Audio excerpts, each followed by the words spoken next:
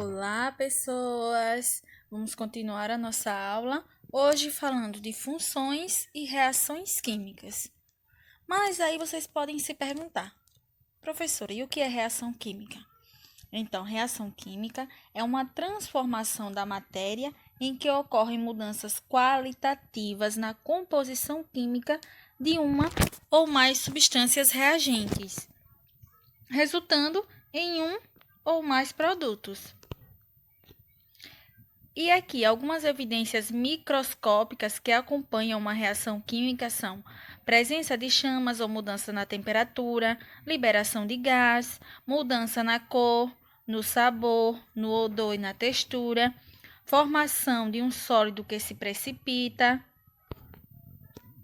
E aqui, gente, as fórmulas químicas, que para conseguirmos analisar as reações químicas, a gente precisa aprender a conhecer os comportamentos de uma molécula. Então, eu trouxe para vocês aqui algumas fórmulas para a gente entender e conhecer alguma delas. Vamos dar um zoom para a gente visualizar melhor alguma dessas fórmulas químicas. Eu não vou falar de todas, mas vou falar de algumas. Vamos lá. Primeiro aqui, vamos falar do cloro. Aqui, o modelo da molécula. Tá aqui.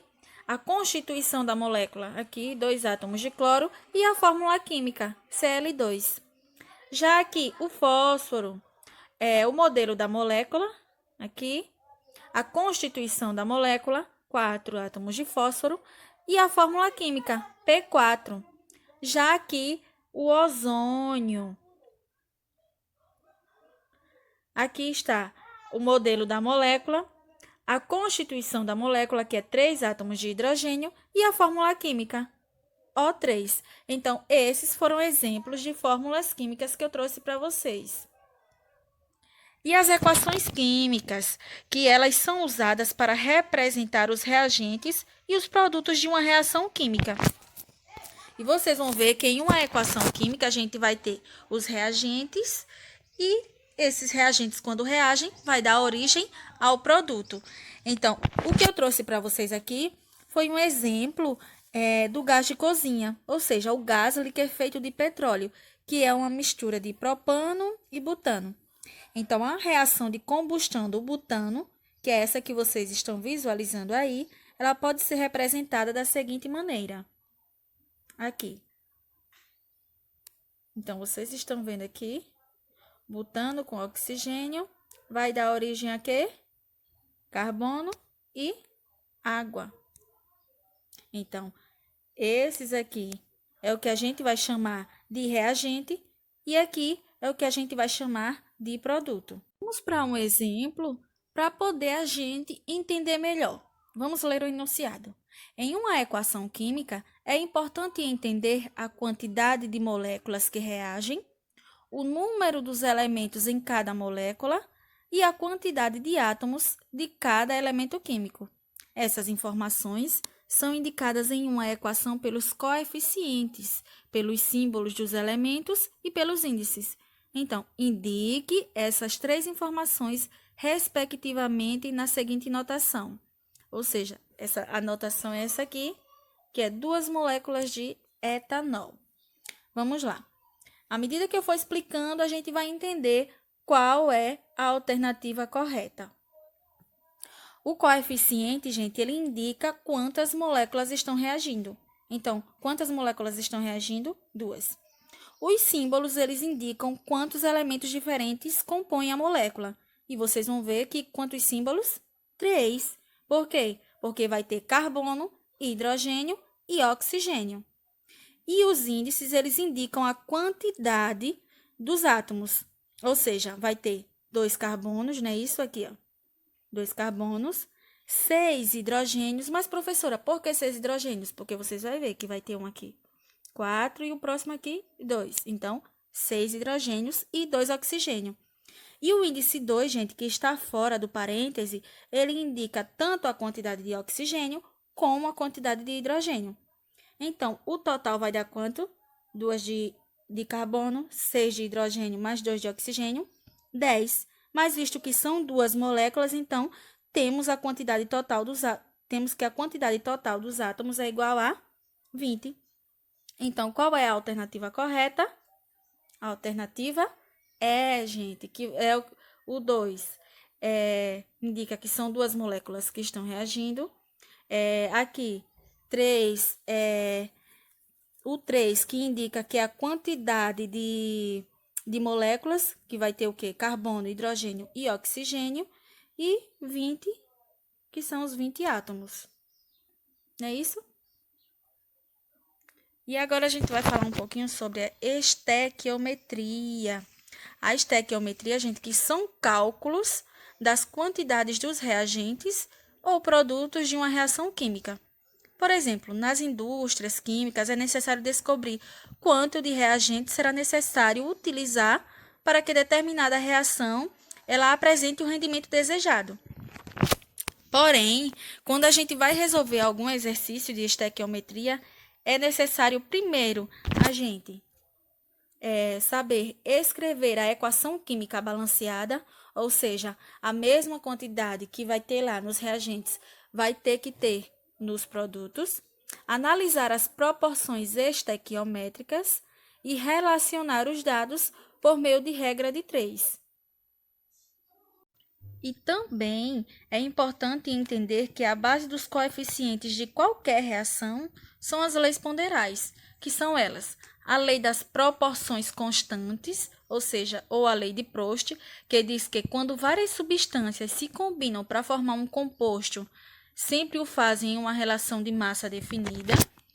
E também a lei da conservação da massa, ou lei de Lavoisier, que ela diz que a massa total dos produtos em uma reação é sempre igual à massa total dos reagentes em um recipiente fechado. Ou seja, a mesma quantidade que tinha no início vai ter que ter no final. Desta forma, é importante a gente entender que um mol na estequiometria ela vai ter 3 significados. Vamos lá. O primeiro é que um mol ele equivale a 6 vezes 10 a 23 moléculas ou fórmulas unitárias, que é o número de Avogadro. Esse número de Avogadro, gente, ele estabelece que volumes iguais de dois gases quaisquer, nas mesmas condições de pressão e temperatura, ele contém o mesmo número de mols e de moléculas de gás. O próximo é que um mol ele também equivale a 22,4 litros. E um mol ele equivale a massa molar em gramas por mol. E vamos para um exercício. Qual é a massa de óxido cúprico obtida por meio de 2,54 gramas de cobre metálico? Dados as massas, então, massas atômicas do oxigênio é igual a 16 e do cobre 63,5. Então, vamos lá para a resolução. Primeiro, a gente vai escrever a equação química devidamente balanceada, não é isso? Então, como é que a gente vai escrever ela balanceada?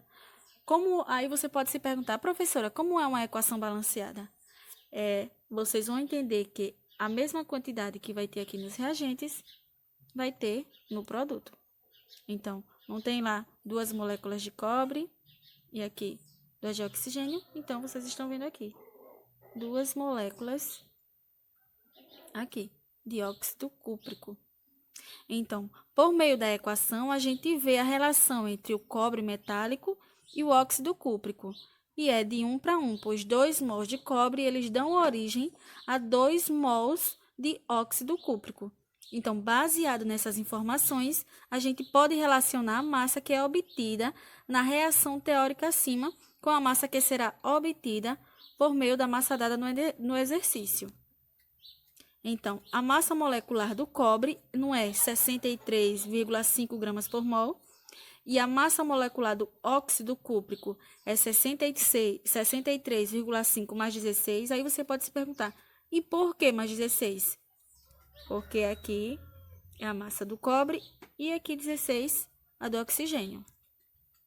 Então, como na reação acima são 2 mols de cada, então a gente vai ter 2 vezes 63,5 gramas de cobre sobre aqui 2,54 gramas de cobre. E você vai colocar aqui no próximo lado. 2 vezes 79,5 gramas de óxido cúprico. E a partir de então, gente, é só fazer a regrinha de 3 e obter o resultado, que foi 3,18. Tipos de reações químicas inorgânicas. Compostos inorgânicos são compostos formados por elementos diferentes e sem a presença de carbono. E vai ter vários tipos. O primeiro deles aqui, que a gente vai falar, é a reação de síntese ou adição, que são aquelas em que 2 ou mais reagentes, eles unem-se para formar um produto. Então, vocês estão vendo aqui, A e B vai unir e vai dar origem a um produto. A gente pode ter esse exemplo aqui também, gente, como o carbono e o oxigênio, que vai dar origem ao dióxido de carbono. Então, vocês vão ver aqui reagentes e aqui produto. E outro tipo de reação química é a reação de decomposição ou análise, que é o contrário da reação anterior, ou seja, uma substância ela é decomposta em 2 ou mais, como vocês estão vendo aqui. Essa substância B ela vai ser decomposta em A mais B, que vai ser os produtos. Gente, essa reação de decomposição ela pode ocorrer de 3 formas. Pode ocorrer por pirólise, que é a decomposição pela ação do calor, por fotólise, que é a decomposição pela ação da luz, e por eletrólise, que é a decomposição pela ação da corrente elétrica. Então, um exemplo que eu trouxe aqui para vocês é esse aqui, que é a decomposição da azida. E vocês podem observar aqui, gente, que a mesma quantidade que tem aqui nos reagentes vai ter no produto. E outro tipo de reação química é a reação de simples troca ou deslocamento. Então, nesse caso, há uma substância simples que vai reagir com uma composta, originando outra substância simples e outra composta, ou seja, a troca dos ligantes. Deixa eu explicar. Tá aqui a substância simples, A, o outro aqui, B, que vai originar aqui AC, que vai ser composta, e B, simples. Então, eu trouxe essa aqui para vocês entenderem melhor. Então, no exemplo abaixo, vocês observem que a substância simples era quem? O cobre. Mas ele ligou-se ao íon nitrato. Então, ok. O cobre ele ligou-se ao íon nitrato, formando uma substância composta, o nitrato de cobre. Esse aqui. E uma nova substância formou-se, que é aqui a prata. Deu para entender? A próxima e última reação que a gente vai falar é a reação de dupla troca ou metátese, que ela ocorre entre duas substâncias compostas, em que seus elementos radicais fazem trocas entre si, formando novas substâncias compostas, como o exemplo que vocês estão vendo aqui. A e D mais B e C vai formar agora AC mais B e D. Então, nesse exemplo que vocês estão vendo aqui embaixo, tá aqui a substância de hidróxido de cálcio e sulfato de alumínio, que ele formou agora o hidróxido de alumínio, aqui, e o sulfato de cálcio. Então, aí vocês estão vendo essa reação de dupla troca ou metátese. É isso, gente. Chegamos ao final da nossa aula de hoje. Obrigada e até a próxima.